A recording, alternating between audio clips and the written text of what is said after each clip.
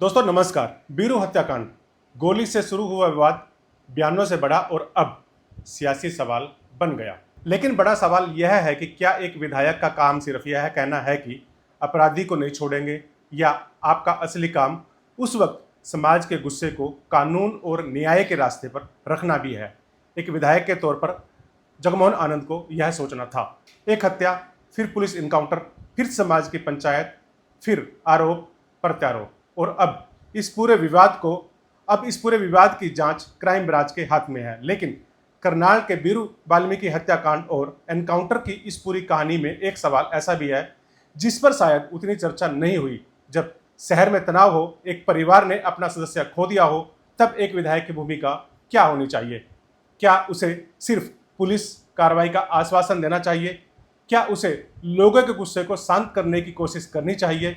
क्या उसे अपने शब्दों के चयन में सामान्य दिनों से ज़्यादा सावधानी बरतनी चाहिए? और अगर उसके किसी बयान से एक समाज में नाराजगी पैदा हो गई तो क्या उसे विवाद को बढ़ाने के बजाय खुद आगे बढ़कर स्थिति संभालनी चाहिए? आज द न्यूज़ इनसाइडर में हम किसी व्यक्ति को दोषी ठहराने नहीं जा रहे, हम बात करेंगे एक जनप्रतिनिधि की जिम्मेदारी की। 5 अगस्त की रात करनाल में बीरू वाल्मीकि गोली मारकर हत्या कर दी गई। हत्या के बाद परिवार में मातम था, वाल्मीकि समाज में आक्रोश था। लोग हत्यारों की गिरफ्तारी और कड़ी कार्रवाई की मांग कर रहे थे। अगले दिन विरोध प्रदर्शन हुआ, परिवार सड़क पर बैठा, माहौल तनावपूर्ण था। इसी दौरान करनाल के विधायक जगमोहन आनंद भी वीरू के परिजनों के बीच पहुंचे। रिपोर्ट के मुताबिक विधायक ने पुलिस अधिकारियों से बातचीत की और परिवार को कार्रवाई का भरोसा दिया। विधायक ने बाद में कहा कि शहर का प्रतिनिधि होने के नाते पीड़ित परिवार के बीच जाना उनका फर्ज था। यहीं तक देखें तो एक जनप्रतिनिधि की भूमिका बिल्कुल स्वाभाविक थी, लेकिन इसके बाद बयान आए और वही बयान आगे चलकर विवाद का एक कारण बन गए। कर रहा हूँ पूरे देश में कट्टर हिंदू बताए जाने वाले वाल्मीकि समाज के चलते ज्यादा आशोषण हो रहा है। सरकार में मुहिम चली हुई है जी, गोली चिंता मत करो। ऐसा सबक सिखाया जाएगा, पूरा आपको आश्वासन देता हूँ। ऐसा सबक सिखाया जाएगा, क्राइम करने वाली 4 बार सोचेगा। मैं लिखित मेरे से कोने पे दस्तखत करा लो भाई, मेरे से दस्तखत कराओ ना, आपको शाम तक रिजल्ट मिलेगा। मैं आपको बीच में कोई अगर आश्वासन देने के लिए आया, मैं एसपी साहब से बात कर लेता हूँ आपके सामने कर। अब रोड समाज की ओर से आरोप लगाया गया कि विधायक जगमोहन आनंद की बयानबाजी आपत्तिजनक थी। कुरुक्षेत्र में हुई रोड समाज की महापंचायत में उनके बयान को लेकर नाराजगी जताई गई और उनके इस्तीफे तक की मांग उठी। के घर पर विधायक आरोपी है, समाज ने माना है कि विधायक आरोपी है। ना कोई विधायक का इतना बड़ा स्तर है कि हम उसके पास जाए। हमने मांगना ही है तो हम प्रदेश के मुख्यमंत्री से मांगेंगे।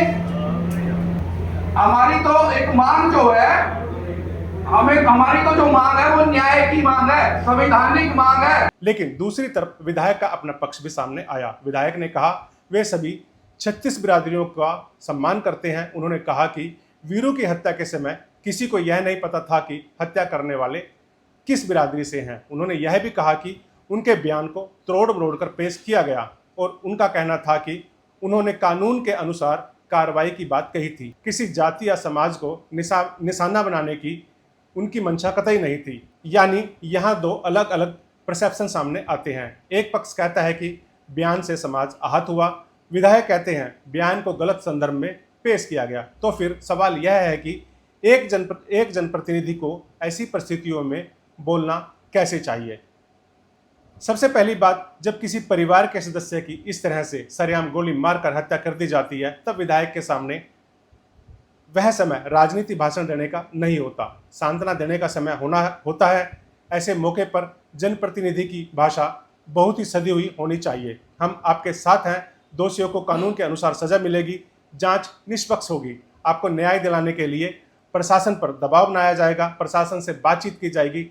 यदि जगमोहन आनंद इस तरह के बयान देते तो मामला इतना तुलना पकड़ता, और न ही ऐसी कोई बात जिसका अर्थ बाद में अलग अलग तरीके से निकाला जा सके। क्योंकि दुखी परिवार शब्दों की राजनीति व्याख्या नहीं करता, वह सिर्फ यह देखता है कि क्या मेरे साथ कोई खड़ा है, और जो आदमी मेरे साथ खड़ा है क्या वह सच में मेरे साथ है या नहीं। दूसरी ओर शायद सबसे बड़ी जिम्मेदारी तनाव को बढ़ने से रोकने की थी। वीरू की हत्या के बाद वाल्मीकि समाज स्वाभाविक रूप से आक्रोश में था, लेकिन जब पुलिस ने हत्याकांड में 2 युवकों को आरोपी बताते हुए इनकाउंटर में मार दिया तो दूसरी तरफ रोड समाज में सवाल उठने लगे। यानी कुछ ही दिनों में मामला 2 समुदायों की भावनाओं से जुड़ गया। ऐसे समय में विधायक को करना चाहिए था कि उन्हें शायद सबसे पहले यही कहना चाहिए था, अपराध की कोई जाति नहीं होती, लेकिन इसके साथ दूसरी लाइन भी उतनी ही महत्वपूर्ण होती, किसी निर्दोष को केवल उसकी जाति के कारण आरोपी नहीं बनाया जाना चाहिए। यानी दोनों बातें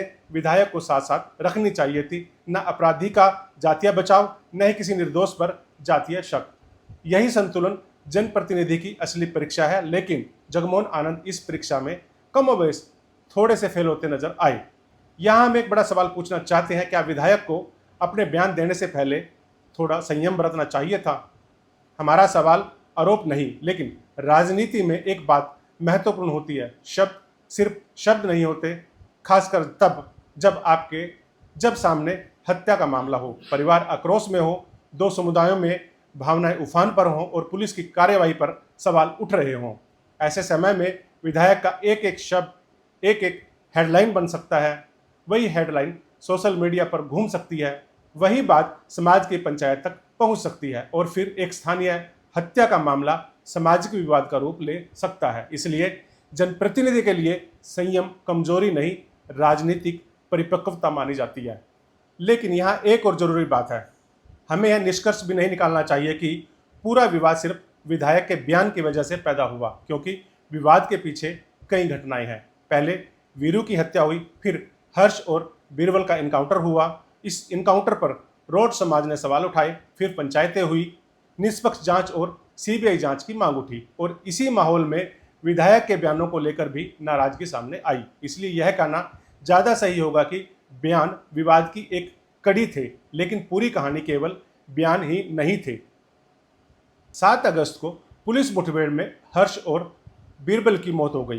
पुलिस का दावा था कि दोनों वीरू हत्याकांड में शामिल थे और मुठभेड़ के दौरान पुलिस पर फायरिंग की गई, लेकिन रोड समाज ने इस कार्रवाई पर सवाल उठाए। 12 अगस्त को कुरुक्षेत्र महापंचायत में समाज के लोगों ने एनकाउंटर की निष्पक्ष जांच की मांग की और विधायक जगमोहन आनंद के बयानों को लेकर भी कड़ी नाराजगी व्यक्त की।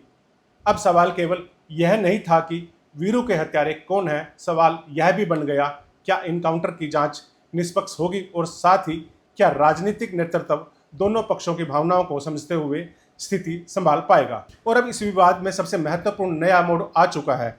हरियाणा सरकार ने एनकाउंटर मामले की जांच क्राइम ब्रांच को सौंप दी है। सरकार की ओर से कहा गया कि निष्पक्ष जांच के जरिए सच सामने लाया जाएगा। इसका मतलब साफ है, अब जांच का फोकस साक्ष्यों पर होगा। किसने गोली चलाई, किस परिस्थितियों में मुठभेड़ हुई, आरोपियों के खिलाफ क्या सबूत थे, पोस्टमार्टम क्या कहता है, फोरेंसिक रिपोर्ट क्या करती है और पुलिस की कार्रवाई की पूरी क्रोनोलॉजी क्या थी। इन सवालों का जवाब जांच देगी। लेकिन विधायक की भूमिका का सवाल सबसे अलग है। अब वापस आते हैं उस मूल सवाल पर, एक विधायक की भूमिका क्या होनी चाहिए। विधायक पुलिस अधिकारी नहीं होता, विधायक जांच अधिकारी भी नहीं होता, विधायक अदालत भी नहीं होते। वह किसी को दोषी या निर्दोष करार नहीं दे सकते। उनकी भूमिका है पीड़ित परिवार की आवाज़ प्रशासन तक पहुंचाना, पुलिस से निष्पक्ष कार्रवाई की मांग करना, लोगों का भरोसा बनाए रखना, दोनों पक्षों को कानून पर विश्वास दिलाना और सबसे महत्वपूर्ण, समाज को टूटने से बचाना। यही लोकतांत्रिक जनप्रतिनिधि की असली परीक्षा है। लेकिन जगमोहन आनंद इस परीक्षा में कहीं ना कहीं डगमगा गए।